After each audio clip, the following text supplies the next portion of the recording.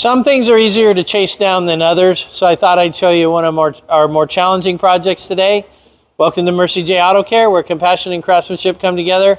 I'm Rick Smith, Master Certified Technician.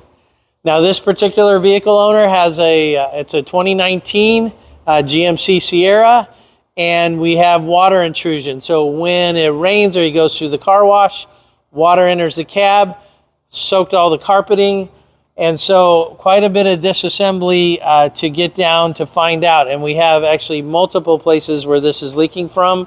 One is from the back window. There actually happens to be a technical service bulletin on it. The other was mostly from some windshield issues. But to show you what has to be disassembled if you're going to do any dash work on a vehicle, all of these panels had to be removed.